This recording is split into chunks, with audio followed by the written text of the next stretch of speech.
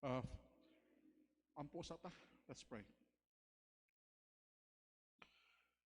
Amahan na mo nga langit nun, salamat sa mga kaayo Ginoo kanamo.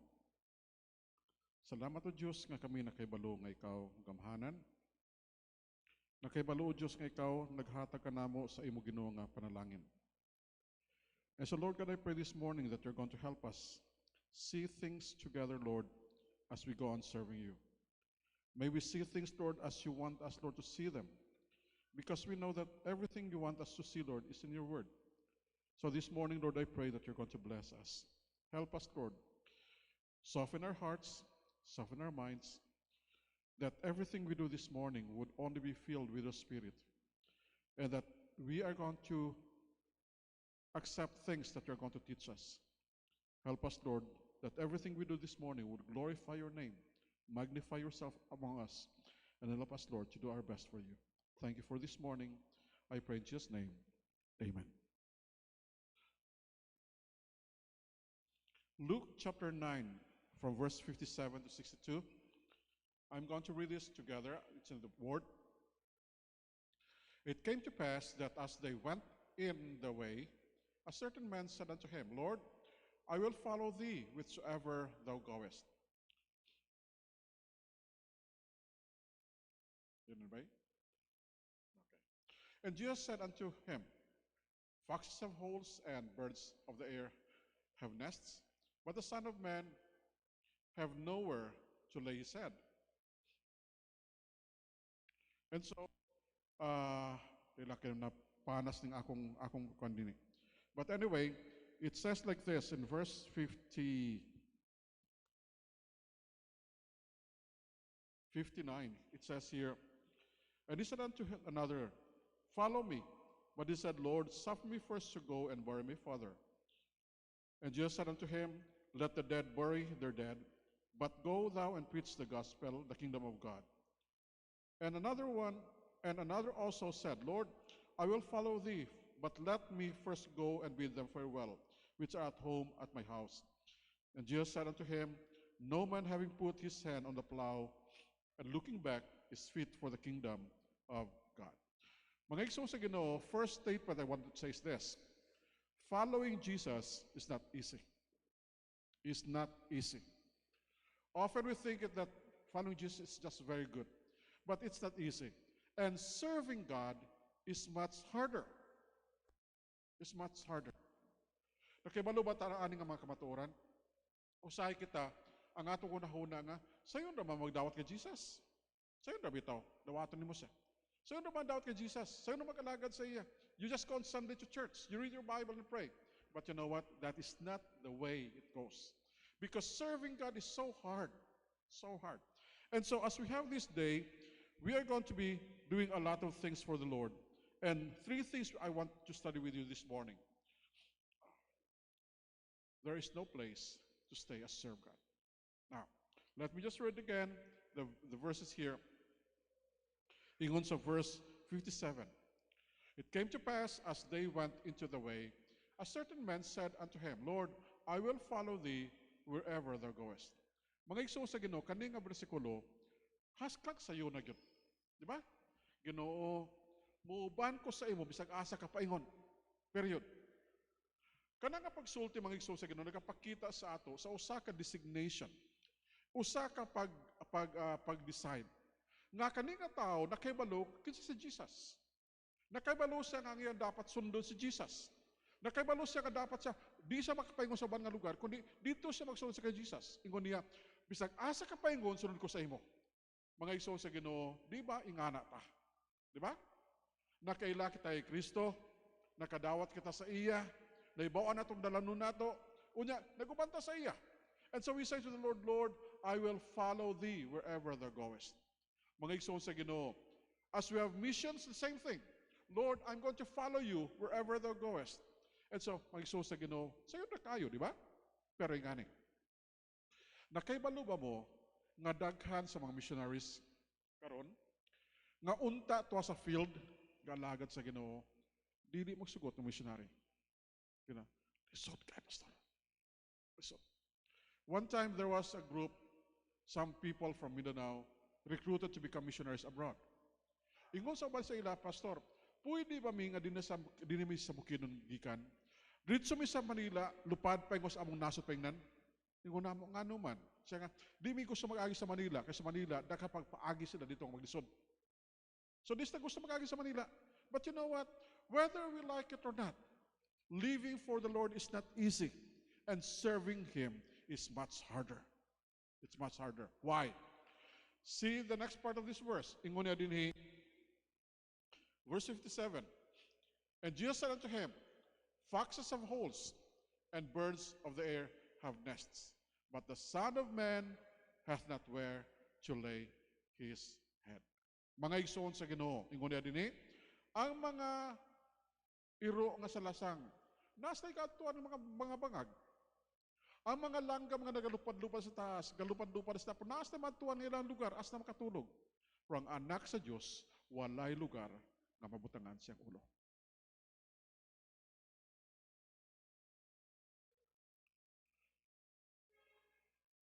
I have seen a lot workers, Christian workers, who had given everything for the Lord. It seemed to be that they don't have any place to go. Na ako na ibawaan ng mga pastor, pagsugod og trabaho hangtod na matay, walay balay. Na ako na ibawaan ng mga bata, nagsulti, Papa, mag-uligan ako ni sa ato, kunyang ulian ako, mawag yapon nga lugar, di ko muli. I have seen them. Ingon nila, Papa, anong lisod mo kayo magpamilya sa pastor?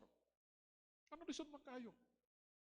Ingon sa Papa, Dong, agwanta lang. Mo man ipagalagat sa Ginoo. Agwanta. Pero mag-isong sa Ginoo, you know what? Jesus said this, foxes have holes, birds have nests, but the Son of Man have no place to lay his head. Mga isong sa Ginoo, nakibalo kita niya na, di ba? Nausahay kita nga mga Kristohanon, natay mga lugar nga kita makaalagad sa Ginoo. Unya kita, kapanlanginan sa Diyos.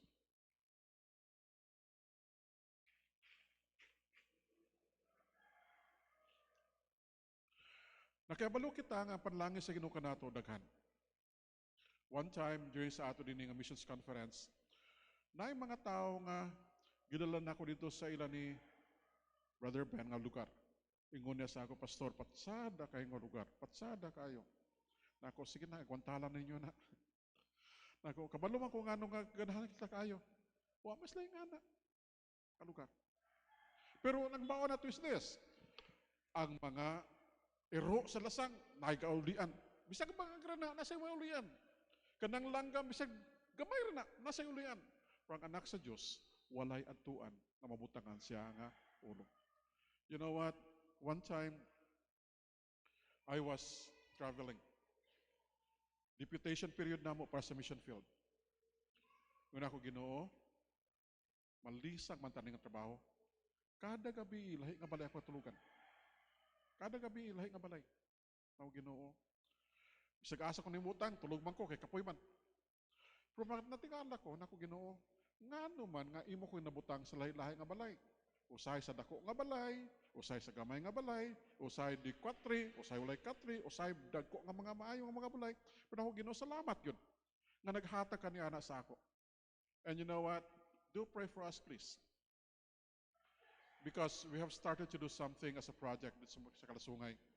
And then, ako nagato nga kami panlanginan sa Ginoo, kamupod panlanginan sa Ginoo, kani nga butang. Kaya kung nakabalo nga, kita ka tara, nagahuna-hunaon ng mga projects para sa itong kalingon. And so I pray that may God is going to give us a place where we can lay our heads. And God is going to give us that to us. But you know what? In sa Biblia, there's no place to stay para sa mag-alagad sa Ginoo. Number 2, the second thing is, no people to play. Look at this. In sa verse 59. And he said unto another, follow me. But he said, Lord, suffer me first to go and bury my father. Suffer meaning, allow me first to bury my father. Ingon sa Biblia din, kani nga tao, siguro kasunod-sunod kay Kristo, kapaminaw sa iya. And then one day, kung si Kristo sa iya, hey, come on, follow me. Ingon siya, sir, allow me to go home first and bury my father. Pauliya lang sa ako. Unya, ako ipalubong ako amahan. Now, the question is this. Pila na kay edad siyang iyang amahan? Tiguang na ka o dili pa? Wala na butang, di ba? Pero ingani, ang iya nga pagsunod sa kay Jesus, pagtawag ni Kristo sa iya nga mag-uban kay Kristo, di niya mabutangan og specific nga date kano siya mag-uban kay Kristo. Ang iya nga date ingani, nga mamatay sa iyang amahan para malubong niya, unya magbalik siya kay Kristo. Mga iso sa Ginoo, okay man na, di ba? Di ba yung sa pulong sa Ginoo, he who loveth father and mother more than me is not worthy of me. So to Jesus. Kung mas palangga pa nimong inahan nimo, amahan nimo, sobra kay Jesus, di na pwede. Dapat nga ni, palanggaon na itong atong ginikanan, palanggaon na itong pamilya, second lang sa kay Jesus. Kaya naibawa na itong nga pinakapalangga ginato, nga naghatag kinabuhi sa ato, si Jesus man. So ingon niya, dini, allow me first to go home and bury them. Ingon niya, tubag ni Jesus sa iya, ang tubag niya din is this. Jesus said unto him, let the dead bury their dead, but go thou and preach the gospel, the kingdom of God. Ngunit, pasag din na sila, let the dead bury their dead. Now, may iso sa Ginoo, unsaon paglubong sa patay sa patay? Kabantay mo. Kanang patay, palubong na sa mga patay. Now, dili na yung anak. Ang buting nun ingani, let the dead bury their dead. Ingani, ang mga tao nga wa na kaila sa Ginoo, unya sila nagahuna pa, ilang mamatay lang mga parente, di na, sila palubong. You just come home if ever you need to be with them. But don't put your lives on them. One time sa Thailand, naamiyo sa kamisyonaryo. Unya, sa Cambodia sa trabaho. Kakatangan lagi misaya. Pirmi lang ulay kwarta, pirmi lang kulang, pirmi lang. So, ipangutangan na mo, ma'am, nganong pirmi ka kulang ang kwarta? Nganong kanang imong support? Pirmi man kulang siya. Sir, ang ako mga kwarta ni sa Thailand o sa Cambodia, ginapadala pa na ako kwarta para sa ginikanan o sa magsuon. Ang support niya kung sa Pilipinas, pag-abot sa Cambodia, kuhaan niya para sa Pilipinas para ma-support sa ginikanan o sa magsuon niya. Isultihan sa mga sa missionary nga tigulang siya nga, Day, kung maunang imong unahuna sa mission field, you go home. Uli ka na lang. Di ka na mabuhi din eh. Kaya nga na mo unahuna. Ang ato na ibawon is this, ang uban na kaunahuna, nga kanang pagtrabaho nato sa Ginoo, gamito nato na para pagpadagko sa mga pamilya. Na mga iso sa Ginoo kay balo mo. Ang ako unahuna nga ni, nga kita nga nag-aalagad sa Ginoo na yung mga pamilya. Na yung mga pamilya. Kita nga nag-aalagad sa Ginoo, usa nga itong mga pamilya, nagadepende sa ato. Usa nga itong mga ginikanan, nagadepende sa ato. Pero dumdumo nato ni, ang pag-alaga nato sa Ginoo, number 1. Ang atong pamilya, number 2. Ang atong mga anak, number 3 man siguro. Pero ang number 1 niya na, pag-alagad sa Ginoo. Kung ang imong support nga magkuha, gamay, you don't have to worry about your parents. You don't worry. You know why? Kay kung dili ka makahatag sa imong ginikanan, samtang nag-alagad ka sa Ginoo, naay mo hatag ana sa ila. Kabalo mo ana? Di ka magkabalaka. Kay kung di ka makahatag, ang Diyos ang muhatag niya na sa ila nga mapatagan sila. So I know, nga usay lisod para sa amo, usay lisod magdihok. Lisod. Pero naibawan na akong Ginoo naghahatag niya na. As a matter of fact, ang pangutangan na ako ingani. Kanusa ka may tabo, nga ako makagawas sa trabaho na ako din sa Bethel. Unya mahimo nga kami din mahimo nga libre nami nga di ni mag-support sa uban. Kanusa ko makagawas kami sa pagtalagad sa Ginoo nga kanang di na ka magadepende sa mong galingon sa uban. Now, ako na kay balo nga usay ka mo gahuna bitaw nga ang amo mga pastor sa Bethel tinuod lang hayahay. Usay ka kaulaw ko nga amon trabaho gamay. Pero daghan magtrabaho ta gyud. Pero ako nagahuna Ginoo, tabangi mi nga kami nga nagaalagad sa imo. Makita nila nga kami wala nagahulat nga ginikanan malubong namo until mag-alagad mi sa imo. And then nga pa yung sa Ginoo, we have to preach the gospel and the kingdom of God. Kita dapat nga magwali sa pulong sa Ginoo para makita lang ato mga kinabuhi nga nagawali sa pulong sa Dios. So, kita mga maigsuon din sa ato nga pag-alagad sa Ginoo, dako nga butang ang pamilya nato nga kabugaton. Number three,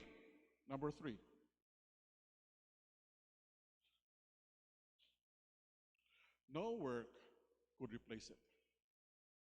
Ang mission ginatag sa Ginoo sa ato, usa ka dako nga butang nga dili pwede nga mailisan sa trabaho ng uban. Ingon sa verse sunod, ngunit na, and another also said, Lord, I will follow thee, but let me first go and bid them farewell which are at home at my house. Kaya Ginoo,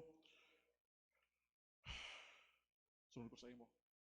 Kung pwede ba, na maka-goodbye sa ko sa balay? Bye-bye na lang, bye-bye. Bye-bye na lang. Di ba? Kung sa ito ko na bitaw nga, wala ko nagkapananggit sa ila. Wala ko nakasulti nga malakaon ako. Wala ko.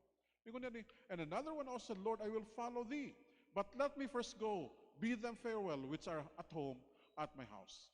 So may iso sa Ginoo, sayo na kayo. But you know what? You have a job to do. Because the next verse is telling us something very heavy. Ingon niya, and Jesus said unto him, no man having put his hand to the plow and looking back is fit for the kingdom of God. Walay tao ingon niya din nga nagdaro, nakabutan na sa kabot niya sa daruhan, unya, samtang kadaro siya galantaw sa likod. Walay tao nga na. Di ba? Kaya nga naman, kaya kung magdaro ka, nga imong galantaw sa likod, ang imong pagdaro, liko-liko. Di man na pwede sa farming, di ba? Ang gusto na ito nga pagsugo na, ang linya ni mo straight siya. So di ka pwede maglingi-lingi.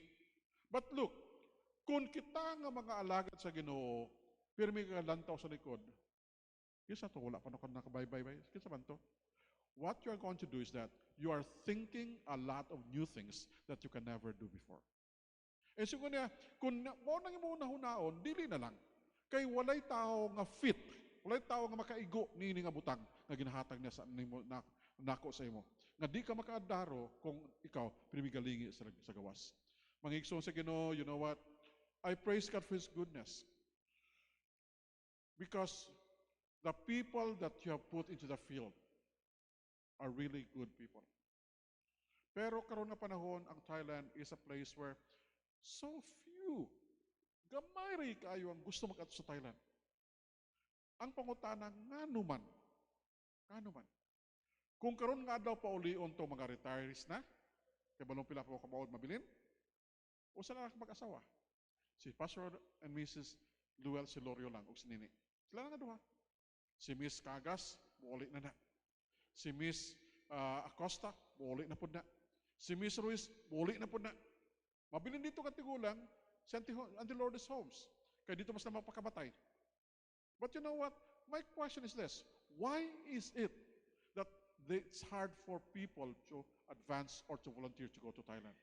Unya, ikumpara ni mong Cambodia o Thailand, economically, Thailand is better.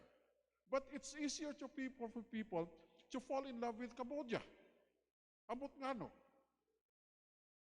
Unya dito sa Cambodia, ang ilang mga support dito para sa Thailand. But you know what?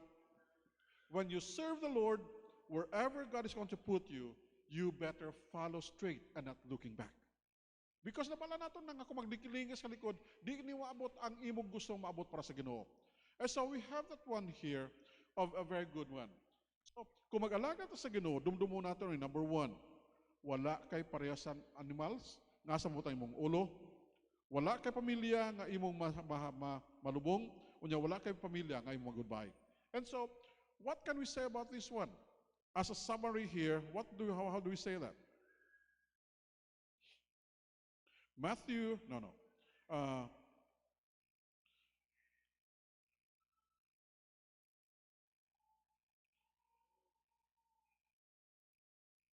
okay. Asa na to? It is a hard life, but the question is this. Nganong daghan magyapon volunteer na anak? Now, you know, I look into Thailand, into things that are happening there. Pero ang mga tao nga gato dito, daghan. Mga Amerikano, sa Thailand. Ang pangutana ginako, gaani mo sa Thailand, makasulti mo Thai o dili. Ang tubag dili. Pero gaadto. Asa kapaingon? Universities. Asa kapaingon? Sa taas sa Chiang Rai. Kasugod ng mga football clubs. Kita yung tao ng mga Pilipino nga gusto magsugod sa simbahan dito, wa tayo gatuan, kundi tuon sa lingwahe, pulong sa Diyos. Why? Why do people still go there? Now, the question is this. When we talk about things that are happening there, we can always say something. But let's read this, please. Luke 9:18. It came to pass, as he was alone praying, his disciples were with him, and he asked them, saying, whom say the people say that I am? And they answered and said, John the Baptist. But some say Elias, and others say, the one of the old prophets is risen again. And he said unto them, but whom say ye that I am? Peter answering said, the Christ of God. Ang pulong nga Kristo rin na, Mesiya na siya. Si Peter nagsulti siya nga Ginoo, ang uban, daghan nga mga titles ginahatag sa imo. Daghan nga mga ngalan ginahatag sa imo. But you know what? Pagpangutanan ni Jesus, unya, kamo, o sa inyong ihatag sa akong ngalan, unya, you are the Christ of God. Another text, please, Matthew 16:13-16. Ingon na, when Jesus came unto the coast of Caesarea Philippi, he asked his disciples, saying, whom do men say that I, the Son of Man? And they said, some say that thou art John the Baptist, some Elias, and other Jeremiah, or one of the prophets. And he said unto them, but whom say ye that I am? And Simon Peter answered and said, thou art the Christ, the Son of the living God. Mga igsoon sa Ginoo, kung mag-abutan niya ng punto bitaw nga pangutanong ka ni Jesus, ikaw, unsa man ko sa imo? Unsa man ko sa imo? Di man ta pwede mamakak. Si Ginoo, nagtama mo ko sa ako. Ginoo, ingani, manggod, ingani. Di ka man ta pwede mamakak. Ingon ni Peter niya, Lord, you are the Christ, the Son of the living God. Ikaw si Kristo, anak sa buhay nga Diyos. Mga igsoon sa Ginoo, you know what? As we serve God, we know that things can happen to us in different way. But if you can meet Him as a Christ of your life, but if you meet Him as the Messiah of your life, dili ka na maunsa, dili ka na mawala sa iya. So how do we summarize our study this morning? The summary would go this way. Number 1.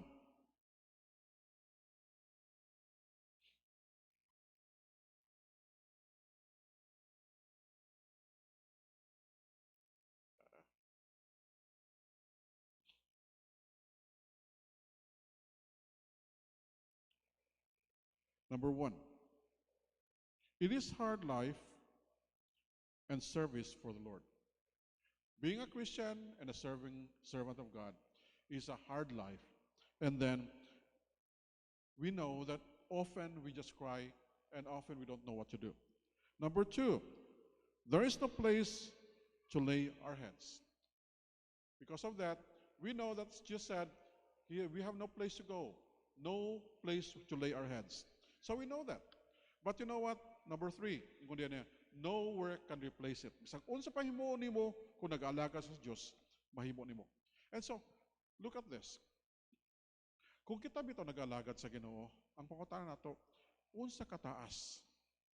Unsa ka laom? Unsa tong himuon? Naiusa ko no ka missionary nagato sa kasimbahan. Unya dito sa simbahan, gamay lang sila. Unay usa ka tigulang dito na doon sa missionary after sa service. Ingon niya, sir, you know what? God called me to become a missionary way before. Kung sa missionary siya, unya naglakaw ka, wala siya. Wala. Inya niya, yan, naunsa man ka. Siya nga, you know what happened to me? It was the most miserable part of my life. Miserable part of my life that I never obeyed. I never obeyed God's calling. And so as we have those things, usay ka una-una ta Ginoo, ason sa manakong himuon. Now, sa balay na ako sa kalibro ito, ang iyang title, From Ari Jaya, From Jerusalem to Araya Jaya. Kada nga libro, nga ni kabaga, ang ipagsulat na din missionaries, incidents of missionaries from the beginning up to now. Unya, kada nga libro, napasulat niya nga, daghan ng mga experiences sa mga missionaries. Ang uban sa ila, nagasulting nga kan di sila gusto mga misyonaryo, ang uban mga imposible nga mga senaryo. Ang usa dito nga nabibuhan ko nabasa na ako dito, ingon niya, sa usa kuno ka panahon, naay 5 ka mga single missionaries na naglakaw na misyonaryo. Unya ka naglakaw pa sila dito sa tribus na kapaingon. Ang himos lang missions, nagpadla po 5 ka single nga missionary dito. Ingon lang, pili lang mo kasi yung sawahon, ipagkasal sila din ng 5 ka pares. Bibo sila. Ring ani. Ingon dito sa likod sa iyang libro, ingon niya, years before, 3 young girls were in church. Years before, 3 young girls dedicated their lives to the Lord. Way before, 3 young girls dedicated their lives to become missionaries. 3 young girls. And then, they went to school, they studied, and they studied. And one of them went to this area to become a missionary. Another one went to this area to become a missionary. One stayed at home. One stayed at home. And so, the missionary who went there reported these things. The other missionary who went there reported these things. Tuwingon niya silong dayon. But the one who stayed, wrote this book. And I believe, siya nagsulat sa libro. And ako, Ginoo, salamat baya. Anay mga taong ginagamit nimo nga wala sa field o ginagamit mo ilang kinabuhi kung may mga panalangin sa uban. So, maybe God is going to do things for us. Maybe we cannot do things for Him. But we must always remember this, that when God has given us a work, it's a work that nobody from us can do it. So, it is the best place for us to serve. Kung kita tawag sa Ginoo nga mag-alagad sa iya, it's the best place for us to serve. And then, what we can do is that we serve Christ, the Son of the living God. We should serve Him. You know, ako din sa Bethel, bitaw ko na pito spirit din kanusa kami din sa Bethel, magkapadlag missionary sa ubang lugar. It seemed to be that here in Bethel Baptist Church, nag-agi na sa daghan nga mga gigiyan. There were times that there were many people who went to the Bible school to study kuno, only to find out na wala mag-study kuno, kagalaag raman. So, gigastol to sa Bethel Baptist Church. Unya karon nga panahon, I know only of 2 who are in Bible school. One is in BFBS and one is the Word of Life. 2 lang. Now, kanusa kami ni Watagan o mga tao, gaday kabug-aton nga mag-alagad sa imo. Kanusa kami ni Watagan o mga tao nga kanang makaila nga magpangita sa imong kaubuton, nga sila magkalipay sa maghimo sa imong kaubuton. Kanusa ka? Ako nagatuo nga kanang pangapangutana, naanay bili sa inyong mga dughan. Galing hadlok ta maghimo ni ana. Ang uban sa ato hadlok kay idara naman. Lisod man maglakaw kung di idara ka na, di ba? But you know what? It's not. As a matter of fact, nayo sa kamisyonaryo, nag-uli ka sa Africa. Pag-uli niya sa England, dito sa nag-uli dito, nagsuroy sa mga universities. Ingon niya, ang trabaho sa Africa is a big work. Ang trabaho sa Africa dapat masugdan ninyo. Ingon niya, kinsay gusto mag-ato sa Africa? Tibuok niya nga suroy sa England. 0. Wala gina-volunteer. Wala. Si David Livingstone, ingon niya, kung mauna, di mo, balik ko. Nagbalik sa Africa. Nagalagad sa Ginoo. Ingon sa mga kauban niya, namatay si David Livingstone, galuhod. Kaya ingon sa mga kauban, ingon niya mga kauban niya nga, ay ko nang-disturbo, kaya mag-ampo ko. Nagluhod siya. Unya, 2 na ka oras galuhod, wala magalyok. 3 na ka oras, wala gyapon. Kaya pasag nila, kaya ampo pala gyapon. 5 na ka oras, wala gyapon. Pagtandog na siya, natumba na siya, patay. Ingon sa mga Kristiyanon, that man is an African. puputi man siya sa pagka-African. Ya, mo na, tukaw na to. Iyang kasing-kasing African, iyang lawas American or English. So according to mao nako, ang iya nga lubong sa England gibutang sa Manchester Cemetery, Manchester City. Dito sa gilubong. But you know what? Pagwali niya ang nagapangita sa misyonaryo, zero ang tubag. Zero ang tubag. Pagkapatay niya, sobra 2,000 ang tubag. How? How? Mga iso sa Ginoo, sometimes we can never get out of God's call. Tiguang ka man, bata ka man, but you know what? We have that call that God is going to give us the work that He had given to us. And so may we always remember this. Kakita din sa Bethel Baptist Church, daghan tagtrabaho ng yatang Ginoo sa ato. Daghan tag dapat mahimo sa atong atubangan. And so as we go on serving the Lord, may we always remember that God has given us this work. And so mga iso Ginoo ako karong kabuntag, tindog siya nga nga as your pastor, challenging us to do things for us to do. And so as we go on, may we always remember that God has given to us this time. Sige, mag-aampo ta. Mag-aampo kita. Amahan nga langit nun, salamat o Diyos sa imong kaayo. Salamat o Diyos kay ikaw nagapanalangin Ginoo kanamo. Salamat o Diyos kay ikaw among gatagan Ginoo sa among pagsimba. Na adlaw-adlaw Ginoo. Ikaw nagahatag kanamo Ginoo